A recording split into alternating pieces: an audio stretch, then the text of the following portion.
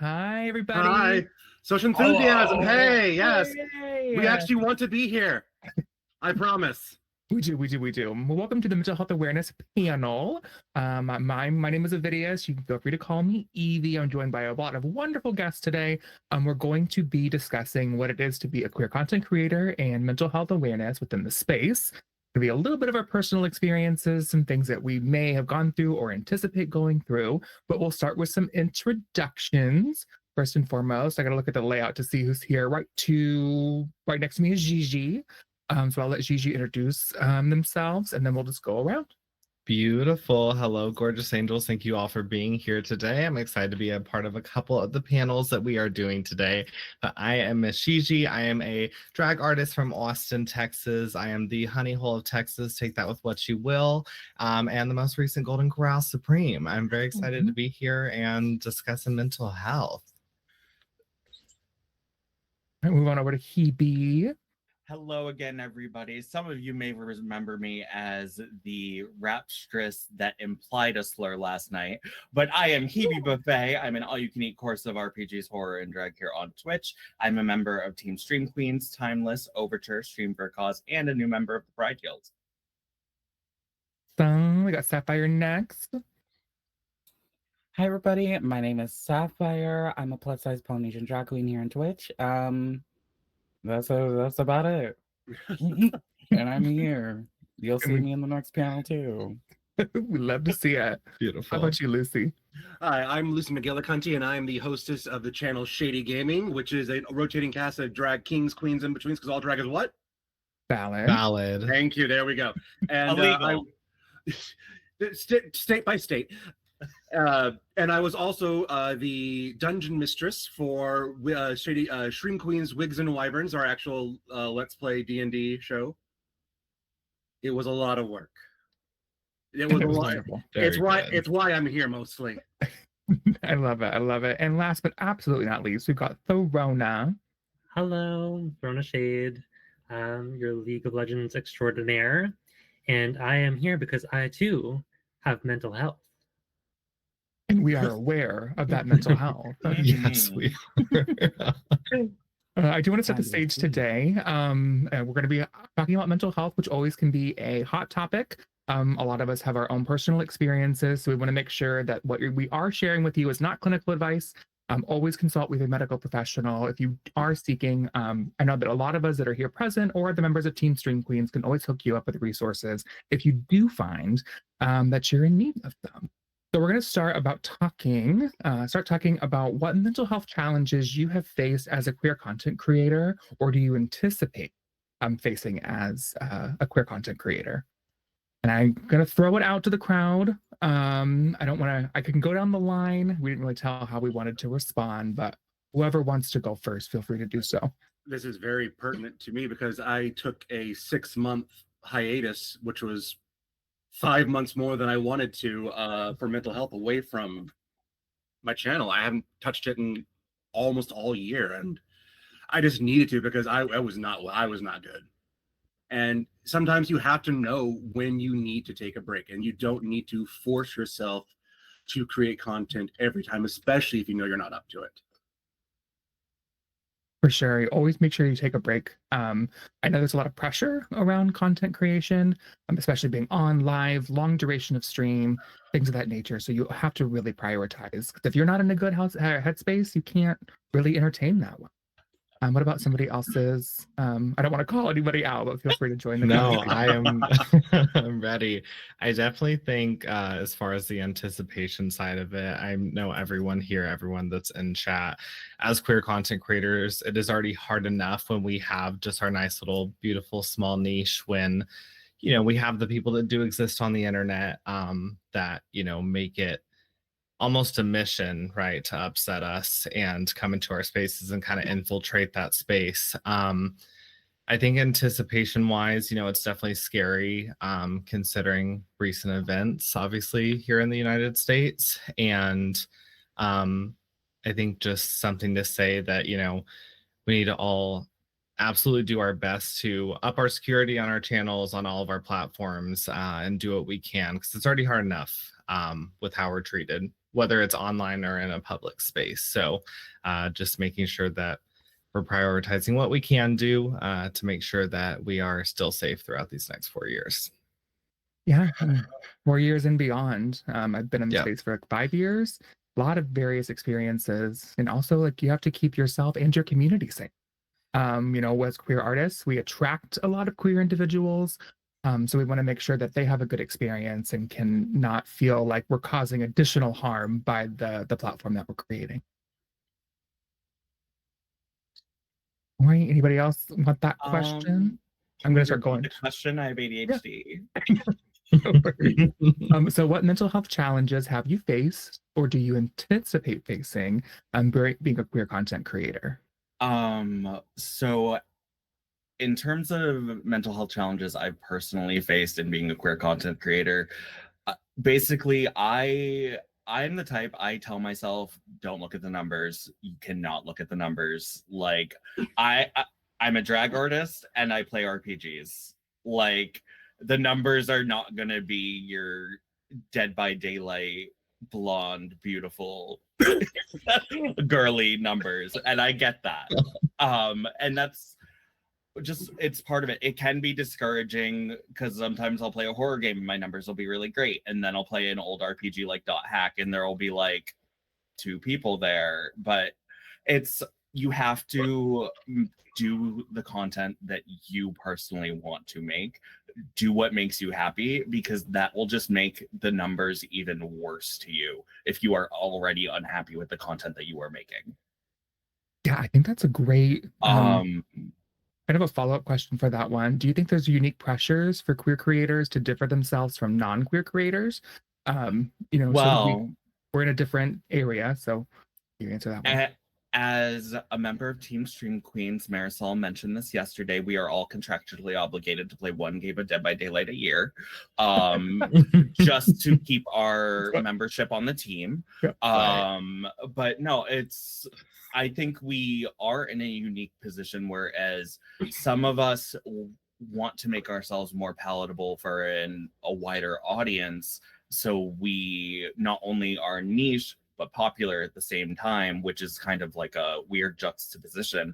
But then also, I think it's important for us to exemplify our differences. And even if the numbers aren't there, it shows what makes us special. It gives other people the push if they want to do these things. Like, oh, look, this person's doing this. I think they're cool. I want to go do this. So no matter what, there is that eye on us. And I think we just need to keep doing what we want to do, because I'm rambling. Because that's how it becomes more palatable. Yeah, lean into your queerness. Yes. Which is Sapphire. If that makes sense. Yeah. Sapphire, if you have anything with the Rona. To go back to the first question, for me personally, my personal content creation, I predict that there's gonna be a lull. There has been a lull. I have been taking a hiatus, much like Lucy. And I mean, it's, things happen in your life. And in my personal life, I've had some struggles with, finances, job, housing. Currently, I'm doing okay, everyone. Just an update for people who were wondering and didn't know. I'm doing okay now. I have a job, I have a roof and a bed. And I'm doing okay. And I did recently lose my mother in August, which has been hard. And I'm still healing. But it's been a journey, and that's, I predict that I'll be gone longer than I expect to. And you have to. Our one Mhm. thing that, especially being in queer content, is people don't see what they don't see on screen. They only see what we share them and the lenses that we share for them. So thank you for being open and honest about your experience. I'm so sorry for your loss. But know that even if you're not online, you can still have your communities. And that goes for anyone watching, to make sure that you're still engaged and trying not to retract too much, and lean on the support, especially as Team Stream Queens, and being able to support one another. Yeah, going off of that real quickly. I during my like struggles this past year, is around May, June, around then. I was really in a low place. And I was able to reach out to, well, I was a little pushed into doing that by some people with some of my friends. But reaching out for help, creating community is important, and um trusting your community. That's also important. How about you, Therona? Is there anything you want to add to talking about the mental health that you have or experience as a content creator? Yeah, actually, I have a recent experience where I tried so at the end of September, I actually lost my job. I used to work for the government, and long story short, it was a very shady ordeal. I was excommunicated unfairly, in my opinion, and I had been fighting to get some kind of restitution, or whatever you want to call it. So I have been without employment for the last 2-3 months, but in the month of November, I decided, hey, I've got all this free time. You know what? I'm going to stream every single day in November. I'm going to raise funds for the Trevor Project, which I'm still doing, and because it's a relatable fundraiser campaign for me.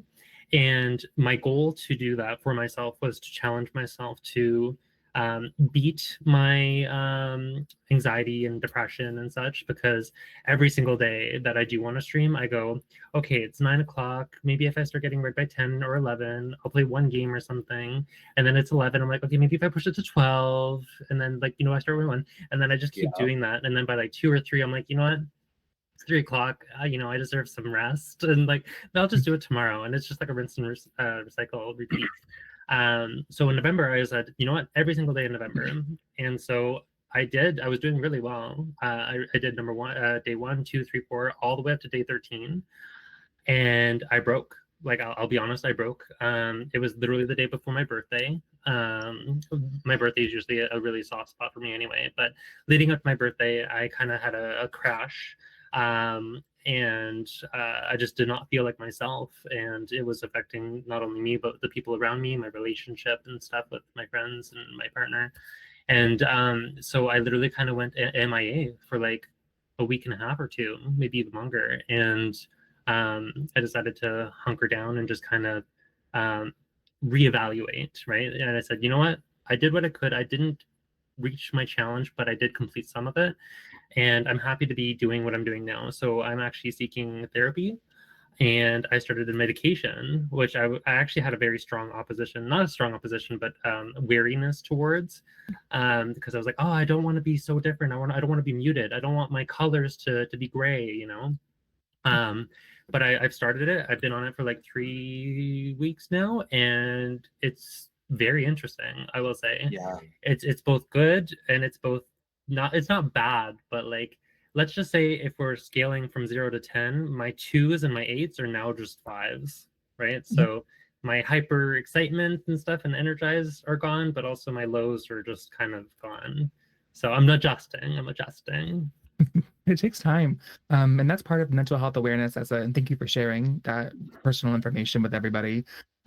It's good to have that awareness of our own personal experience in relationship to mental health, and sharing that with our communities too. I don't know about everyone's backgrounds, but mental health is very stigmatized. Of, am I going to be different if I seek this type of treatment? Am I not going to be as effervescent? Or of course, consult with your medical provider. But just having that open and honest dialogue can change someone's mentality. So thank you for sharing that. It's a great segue into our next question. Do you think digital platforms help or hinder mental health for queer people? Can online spaces feel isolating? Do they offer support? How does that look for you? Yes to all of the above. Yeah. Because Yeah. it also depends on the day and how you use it, because there have been days where streaming is like the last thing I want to do, and I force myself to stream and I just then crack almost live on stream and just have to stop, and I'm like, I shouldn't have forced myself, shouldn't have fucking done that. So if you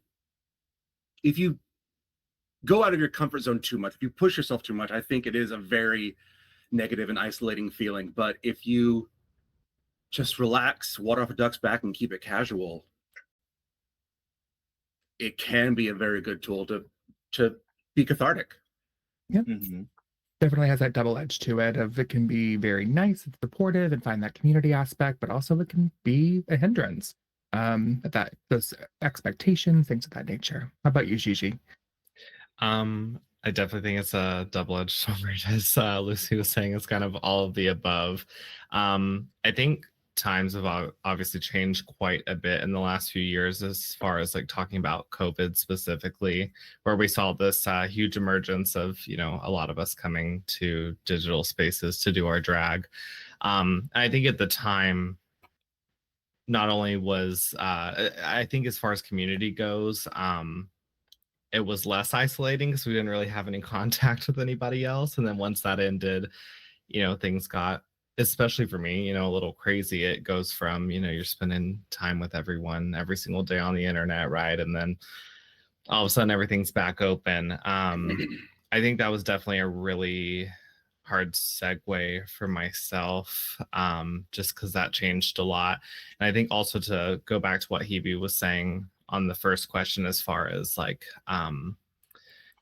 numbers and things like that in accordance to mental health and content creation, I think we all like really care about supporting each other. And obviously when it comes to content creation, like there are going to be times where you're really hard on yourself and it's really a struggle because maybe not even out of jealousy or out of like anything like that.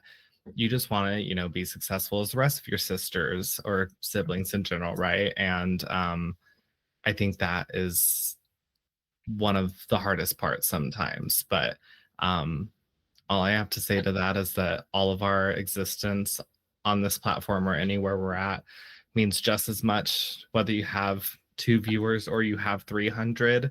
Those 2 queer people needed you and they needed your space that night. Yeah. And they needed your protection. They needed your entertainment. And that's what matters. So no matter who you have with you, just know that space, sorry, I'll hold space real quick.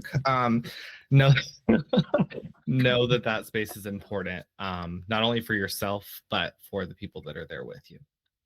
Yeah, it's you hit on so many different topics with that. So thank you for sharing.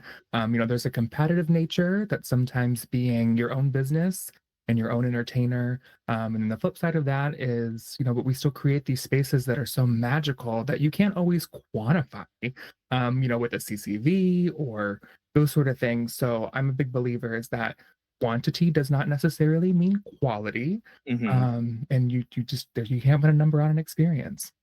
How about you, Hebe? How are you feeling? I will repeat the question. So just to help everyone and myself as well. Do you think digital platforms help or hinder mental health for queer people? Can online spaces feel isolating or do they offer support?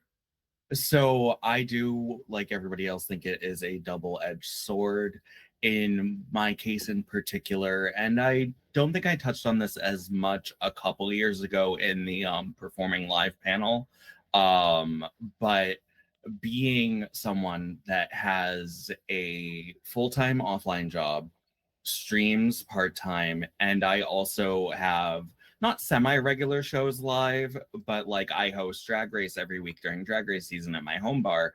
I feel less isolated online, even though I'm not streaming as often as I feel like I should be. What with getting to perform at TwitchCon and feeling like I need to maintain that momentum, I feel more isolated offline.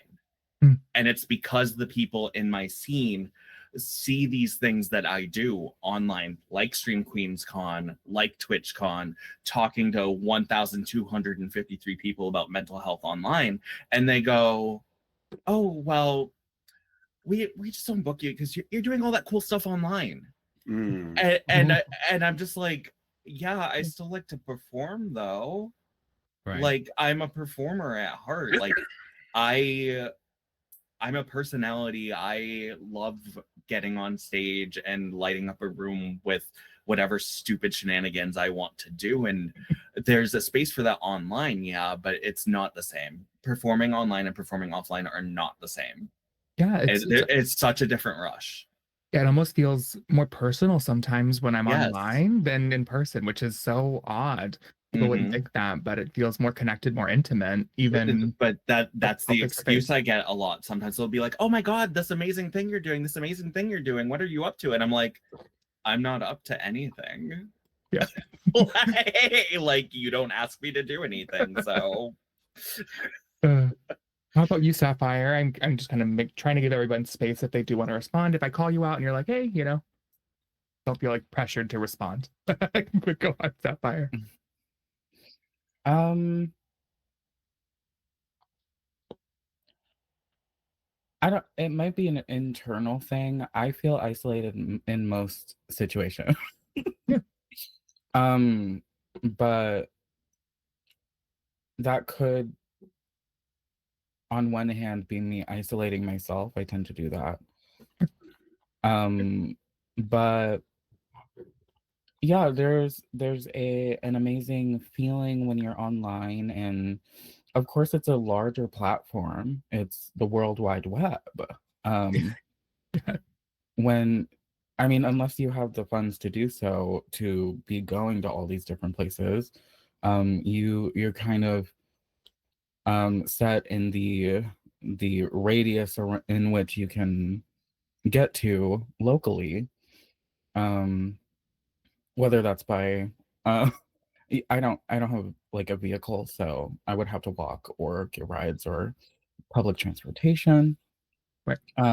But limited in the audience that I can reach locally. And that gets even more limited when I don't get booked. And so it's I don't know. When I went online during the pandemic, I'm one of those. One of those. I know what you are. A pandemic. I've seen the poster. I was looking for a place where I could have community, not a unique experience. But because I worked in theater before the pandemic, and I was looking for a place where I could entertain people, and I believe I've been doing that since I ever since I joined.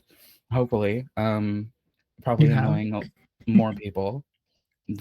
But I would say internally it has also been a double-edged sword because I like attention. I'm gonna be honest. I like attention. Who likes attention? We're all drag artists. The drag artist, right? I love attention. Let me just Can't relate. Ooh.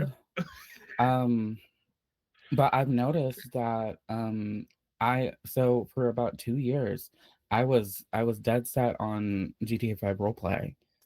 And I think there was something about that was like I have this tendency to disappear behind a character. And I feel so comfortable in that space. I feel so comfortable latching onto a character and not having to be myself at all. So I had this tendency to rely on the attention that I was getting through this gameplay. Um, when I was also using it to avoid my mental health. So it's been interesting for me to sort of realized that, and now I'm trying to process that and see where I want to go next. Yeah, that's fantastic. Definitely a double-edged sword. Yeah, like you've hit on a lot of topics right there. I think that people are able to the barrier to entry, other than having an internet connection and something that can connect to it, opens up a world of possibilities, of connecting with other queer people, being able to have an experience that maybe through RPA or through like a role playing or being really great at a video game. It opens up so many new possibilities that maybe you don't have a car, you can't get to spaces, maybe you don't have queer spaces where you are. But then also to make sure that we're still being aware of our needs and not using it just to disassociate, which is a hard balance to have. The Rona, no. Hey, what? Oh, I was throwing. I was going to make sure you had an opportunity to respond. The Rona, no. Yeah, Rona, no. Okay. Well, so I don't know. I would say that there's I guess there's 3 words that I could consider using for like your exposure to your, like, whether it's a hindrance or if it's beneficial to put yourself out online. There's victories, there's conquests, and there's defeats, right? And there's a little bit of RNG in that, where you put yourself out there and you expose yourself to the world, and almost anything can happen, right? Like just this last week, Twitch stopped in and donated to my Trevor Project Fund. And I was like, what? Like, this is crazy. I've never ever had that happen in my life, right? And I was like, oh my God, Twitch stopped into my channel. That's the first time that's ever happened in my 5 years of streaming. Conquest would be such where you do receive some pushback or negativity, but you end up being able to win them over. People who are trying to put you down or really attack you, and then they come around and say, you know what, you really opened my eyes, and I apologize for being so mean to you, and I will try to be a better person in the future. And then the defeats are obviously the ones where you get the bullheaded people who just want to hurt you, and no matter what, or the malicious people. And I will beat this horse to death when I say that League of Legends, I love that game so much, but every single day that I do stream it and I do expose myself to it, I think if I was to play, I don't know, 20 games, a guaranteed 4 to 5 of them are immediately ruined because I'm a trans individual. And the words that are used to attack me and put me down and to berate me are awful and harsh. I usually do have a thick skin. I'm capable of, avoiding it and not letting it get to me. I do remember one time some player in the game was putting me down so much to the point where he just would not let up on me. And I started crying on stream and logged off without saying, like, I didn't raid. I just logged off and I just cried a little bit and just went and lay down because, I just couldn't handle it in that moment. I was like, what, am I weak or something? Like, why can't I have thick skin for this guy when I did for all these other people? It's different when the camera's on you. Like, I recently made the very, very poor decision to start playing Dead by Daylight and streaming it. And I'm only 200 hours in, but holy shit, the amount of tilting I have. And like, I started like, is this who I am? No, like, listen, just block, move on. It's easier said than done, but there is, when you talk, I wanted to piggyback off your conquest, because there is actually a John Waters quote that is really pertinent to that when you win them over, because humor is the best defense and weapon. If you can make a stupid person laugh, they'll at least pause before they do something stupid to you. And like, I've had that happen to, like, where like I got some trolls come in my stream, and then I just say something completely vulgar and filthy that they didn't expect, and they're like, you know what, bet, you're cool, bye. My favorite troll I've ever gotten, it was during a Stream for a Cause, charity stream last year. I was doing a bald look, I had colored contacts in and all that, and I was playing I think I was playing Visage, and some guy comes in and goes, "Oh my god, you look like what happens when I take too much Benadryl." And I looked at that and I went, I can't even get mad. Yeah. I was like, you know what? That's actually exactly what I was going for. Thank you.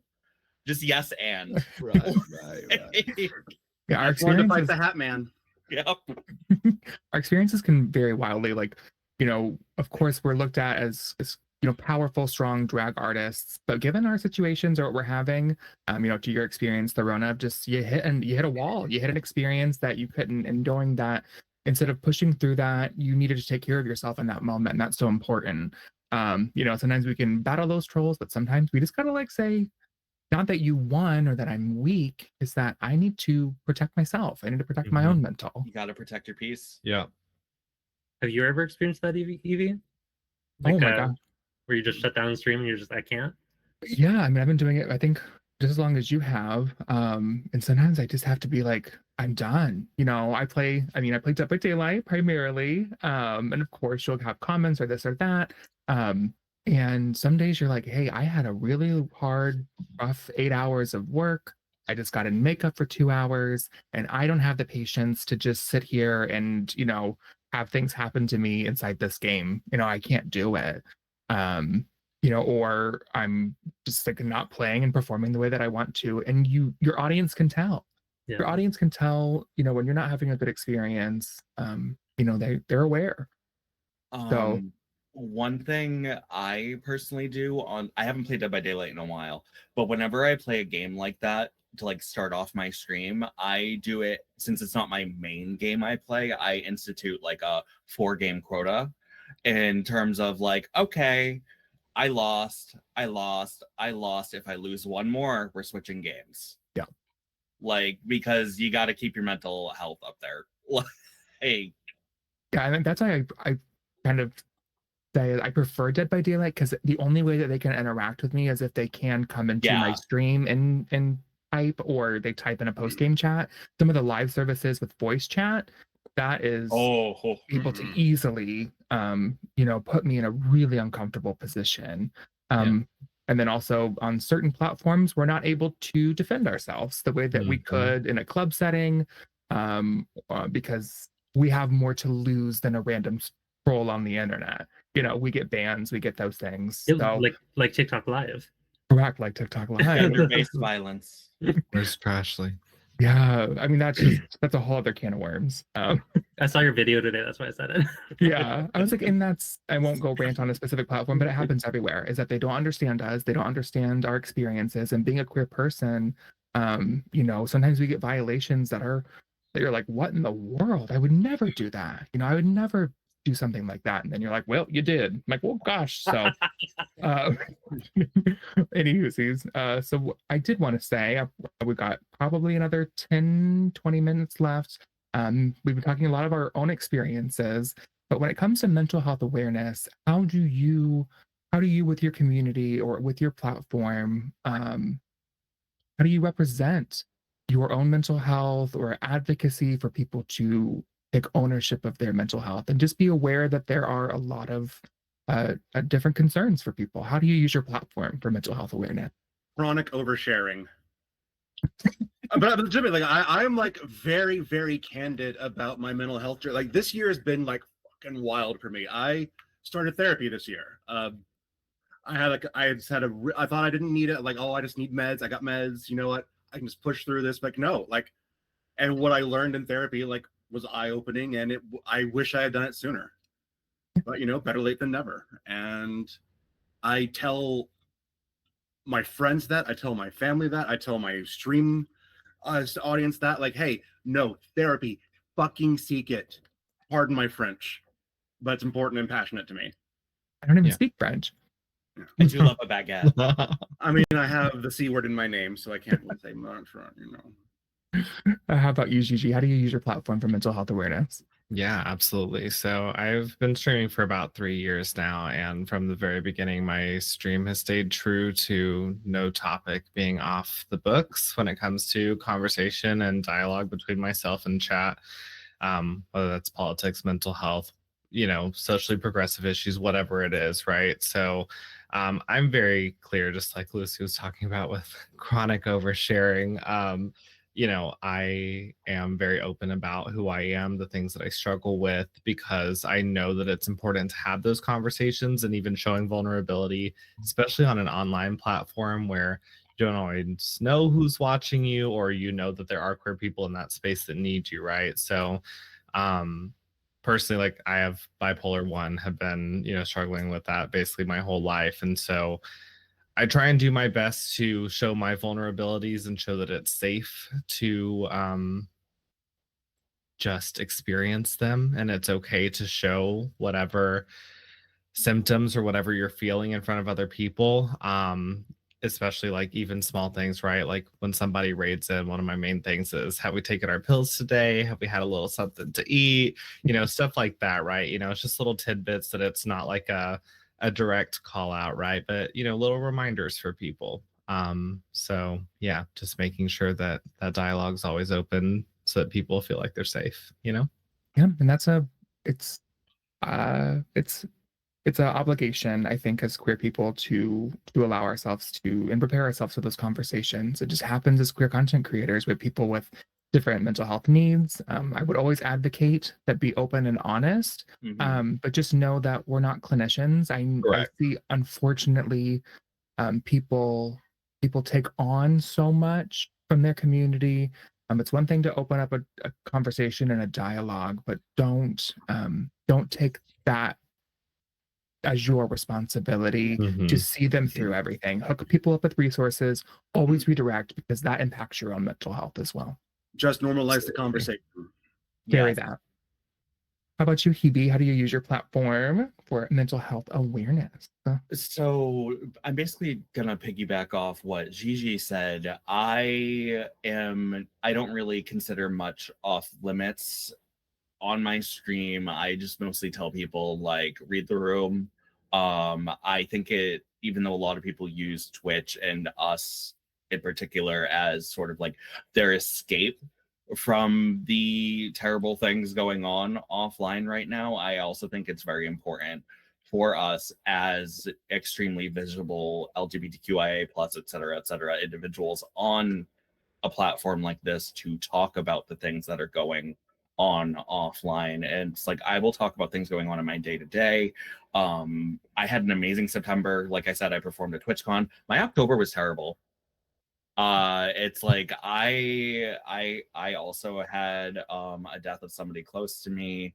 It's like work was getting really really bad. I didn't stream nearly as much as I wanted to, et cetera et cetera. Whenever I go live, I make sure to talk about those things, just because it's like it is important to not only get that off your chest, it is important to get that out of your system. But also it's like, hey, yeah, we're entertainers, but we are humans too. It is fully a matter of being visible, talking about it. I always market my stream in particular as not necessarily a safe space, but a welcoming space. It's I'm gonna talk about things that make people uncomfortable. I'm gonna talk about things that actually happen to people. It is important. Like, that sums it up. No, sorry, I giggled because We've taken on new personas. I'm now Lucy. I'm now the both host. Gigi and To be myself. the beautiful Sapphire. Yeah, so we did have a little bit of a technical concern. Lucy's computer crashed, so they'll be back on. I'm Miss Gigi. I won a Yeah. pageant. We're looking, Nice, we're Hebe. slaying.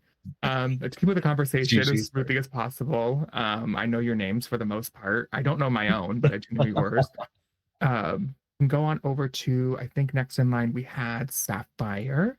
Sapphire, whether it's online, offline, the way you engage with other people, how do you keep mental health awareness at the forefront of your content and your discussion?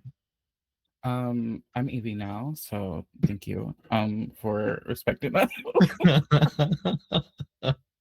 I think that I have always been, whenever I have a platform in theater or online, I've always tried to be as vulnerable as I can be. Mhm. I think, and empathetic towards other people's experiences. I think an important thing to do is set boundaries as well.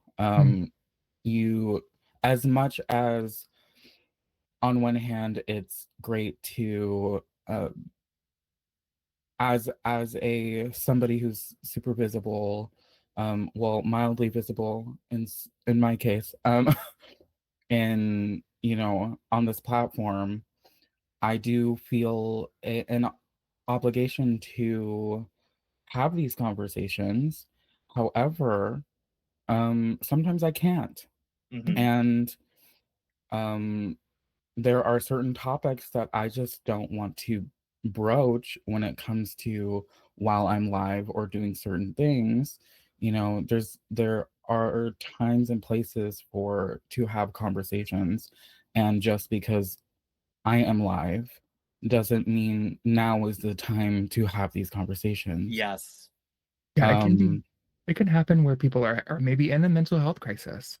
Maybe they are actively experiencing discomfort or whatever they're going through, which can be hard for a content creator to handle, especially if mental health awareness is at the forefront, because you don't want to be dismissive. You don't want to exacerbate an issue, but also you may not be equipped in that moment, or with what they're going through to fully help them. So I'll reiterate again, like make sure that you and your moderators have a list of resources, so that if there is a topic that's broached, that there's something that you have, a way to redirect and then still preserve your own well-being. How about you, Therona? What they said. Perfect. Uh, Perfect. I just more or less want to say is just lead by example, I suppose, and enforce whatever boundaries you need. Because I know that there's some streamers out there who have no space for it at all, which is fine, right? That's totally fine. So you can't really just go in and barge in their stream and just start talking about the woes of the world, right? Or and some of them you can. So it's kind of learning where you can. I guess you have to learn how to find space. I remember when I first started being a viewer on Twitch, I didn't understand the etiquette and to guide myself through it and understand, okay, so you can and can't do this, or you can do that, right? My very first experience, actually, my brother's friend had taken their own life, and I was shocked because I've never really lost anybody close to me. That's probably the closest proximity that it's ever happened. And I knew that they were on Twitch to some degree, but it was like the day after their Twitch was live hosting another channel, and I remember going to that person's channel and being like, "Oh, so what do you think of this?" And like, I'm surprised, like, and they didn't want to talk about it, right? And I was like, "Why don't you want to talk about it? Like, if they're clearly friends with you and like they're hosting you, like you must have known them to some degree." And I didn't understand the limitations to what online presence can be and what people are capable of handling and whatnot, right? And forever since then, I've like, okay, I feel like I should have gone back and apologized. I don't know who the person was, but I regret doing that. But now use that as a tool to kind of set my own standards as well. Yeah, that's we don't know the do's and the don'ts, and sometimes mental health can be a variety of things. It also can involve not just anxiety, depression, or other, it can encompass social abnormalities. I hate to say that, but social differences. Terrible word to use. But Hebe has their hand raised, so I'm gonna over to her. I just specifically wanted to mention like a big faux pas that I see happen constantly when it comes to that specific situation that Therona and Sapphire were talking about with like people oversharing and stuff. Don't tell us when celebrities pass away while we're live. Like, you never know how much somebody may have enjoyed that celebrity. Like, that's news we should be finding out off stream. I know it's like a big event, but like you can throw off the streamer's vibe entirely, and we are here to entertain first and foremost. Yeah, things that are that big shocker. I think it's such a delicate balance because people are wanting to tell their favorite streamer. You know, you can look at it at face value of, oh, Like, they just want the attention. don't say that to get a live reaction out of us. That's weird. Very that. It's very that. Like, Yeah. okay, maybe they're not doing that. Also, grace goes both ways. So I try to, I mean, of course, doing this long time, Twitch etiquette, don't do it. But it's going to happen. It's always going to happen. So make sure that we're able to redirect that conversation and say, hey, thank you for the information. That's not something that I want to talk about right now. So I think our last question that I don't have a little bug in my ear, so I think we got time. So this is Don't call Dola a bug. yeah, you are a bug. So as digital content creators, we often feel are pressured to constantly produce, constantly be live. What for your personal, how do you take care of yourself? How do you make sure that you are rested, ready to go, and entertain and have the platform that you want? What does your self-care look like? We'll start with Gigi. Yeah, so I think a big part of that is trying your best to learn yourself and knowing what works best when it comes to, you know, your coping methods and what is going to get you that good break that you deserve. As far as myself, you know, there's lots of, again, with being bipolar, highs and lows, right? So mine specifically is my manic low can be a week, it can be a few months type beat, right? So knowing when to set those boundaries when yourself, being forgiving of yourself, I think is the first step of that self-care. Or maybe, sorry, let me rephrase, not even forgiving yourself. There's nothing to be sorry for. You're just a human experiencing what you're experiencing. But I love to journal. I love to read. I like to take that space away. I like to go touch grass, literally. I'm a nature gal. So, you know, that's just time for me to reflect. I love to throw out my words onto paper and listen to the birds and maybe a little Lana Del Rey. And yeah, just that's what works for me. And so when I need those breaks and I need that time to refocus myself, whether it's my content, my mental health, my drag, whatever it is, just knowing my boundaries, knowing when to say I need to take a step back and breathe, and that's okay to do. Everyone's still going to be there waiting for you. Yeah, self-care before you hit a wall. You know, make sure you do Absolutely. it beforehand, not trying to backtrack. Yeah, no one to stop and take that break. Right, that. How about you, Hebe? What does self-care look like for you? I'm curious for this answer. Self-care looks like to me not signing up for Animal Crossing Drag Race.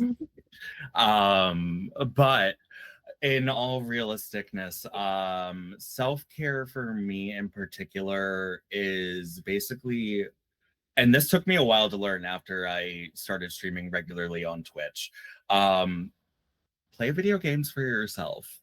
Not every game needs to be streamed. You don't have to be on all the time, especially for someone like me that's constantly playing like a 50-hour, 90-hour story-based game.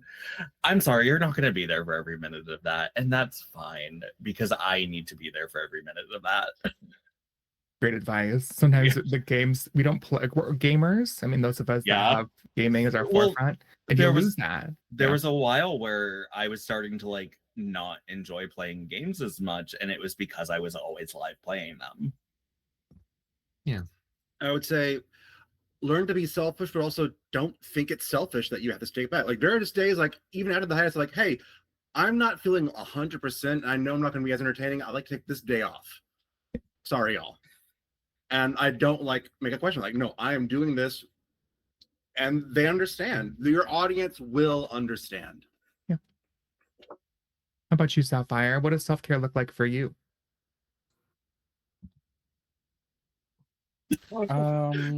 You know, not signing up to be a part of the Animal Crossing channel. Right.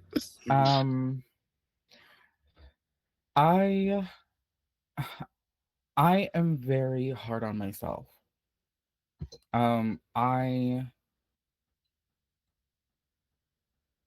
When I set off to do something, like I set off to do streaming, I try to learn. I had very poor etiquette when I first started on Twitch. And I look at the interactions that I've had with people and I'm like, who are you? What are you trying to be there? But I'm extremely hard on myself. When I don't see numbers, or when I do see certain numbers, I'm like, yippee, Fortnite and Coca-Cola. But Sorry. someone has to know that video. um, that video is my self-care. But yeah, I've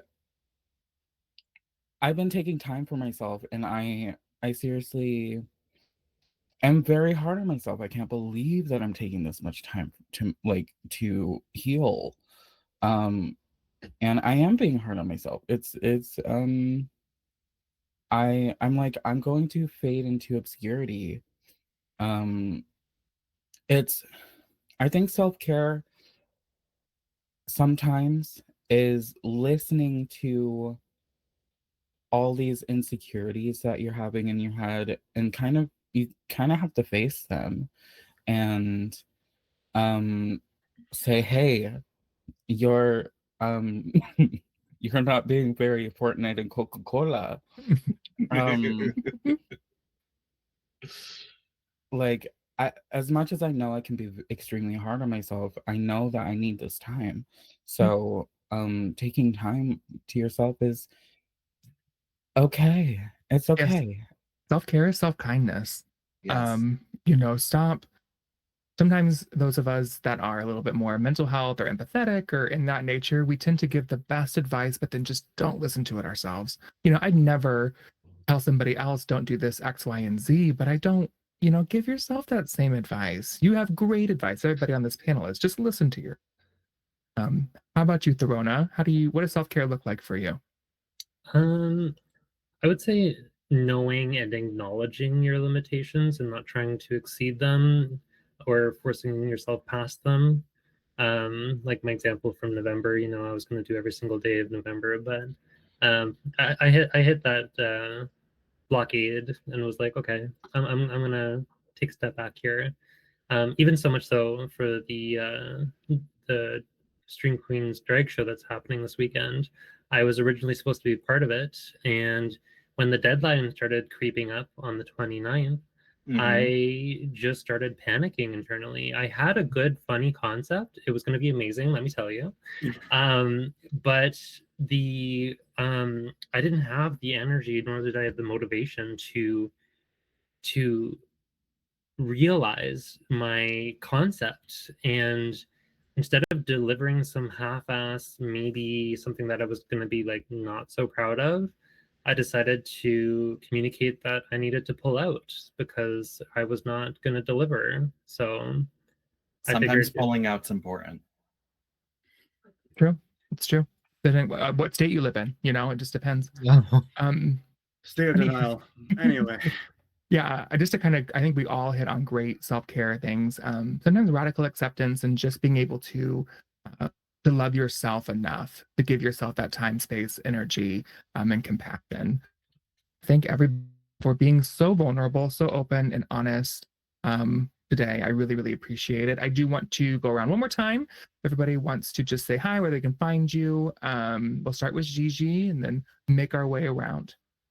Hello again, lovelies. I'm Miss Gigi. You can find me on Twitch and Instagram at Ms_Gigi, just right underneath where my little face is there.